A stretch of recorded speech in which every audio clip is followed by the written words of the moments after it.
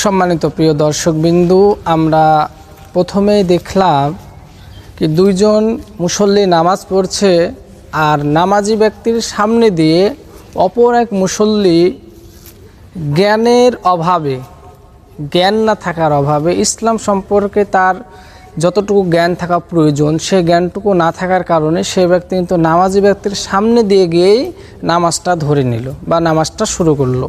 তো এরকম অহরহ প্রশ্ন আমাদের কাছে আসতে থাকে কি হুজুর, নামাজি ব্যক্তি নামাজ পড়ছে, এই অবস্থায় আমাদের সামনে যাওয়া হবে কি না, তার বিধান কি, এ সম্পর্কে আমি আপনাদের সামনে বিস্তারিত আলোচনা করতে চাই।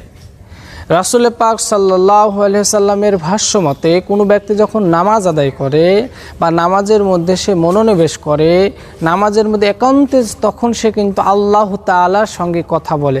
এটা কিন্তু আমাদের মনের মধ্যে ফিকির থাকে না।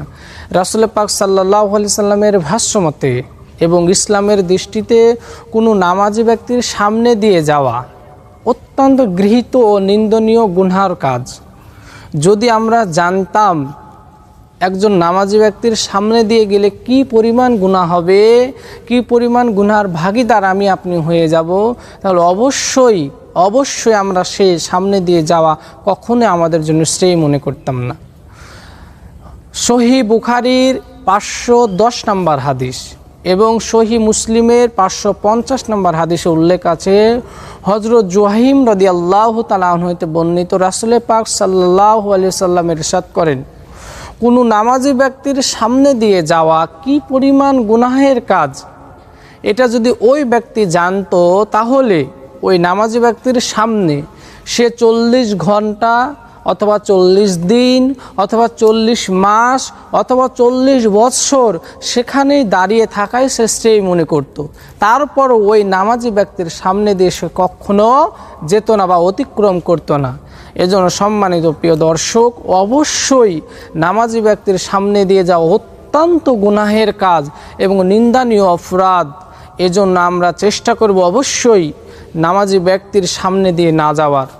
যদি কেউ ভুলকৃতভাবে মনের অজান্তে যদি চলে যায় সেটা কিন্তু আলাদা বিষয়।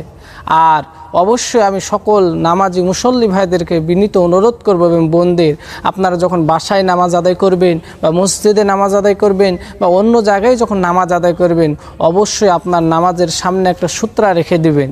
সেটা মাথার টুপি হোক, সামান্য একটা বাটি হোক, সামান্য একটা কলম হোক, অর্থাৎ যে কোনো একটা জিনিস আমি আমার নামাজের সামনে রেখে দিব, তাহলে সেটা সূত্রা হিসাবে কাজ করবে। আর অপর মুসল্লি, অপর ভাই যখন ওই সামনে দিয়ে যাবে তাহলে সেটা তার জন্য গুনাহের কারণ হবে না। কেননা অনেকে না জানতেই কিন্তু সামনে দিয়ে চলে যায়, আর না জানার কারণ, ইসলামের জ্ঞান না থাকার কারণে আপনি কিন্তু এত বড় গুনাহের ভাগীদার হয়ে যায়।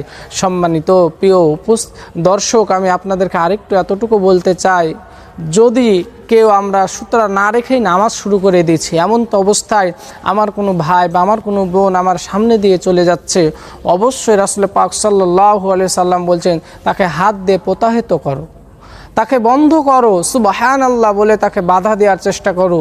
সে যদি জ্ঞানী হয়, সে যদি ইসলাম সম্পর্কে ন্যূনতম একটু জ্ঞান রাখে, তাহলে সে বুঝে যাবে, অনুধাবন করবে আমার ভাই বা আমার বোন নামাজে আছে, এই নামাজের সামনে দিয়ে আমার জন্য যাওয়া উচিত হবে না।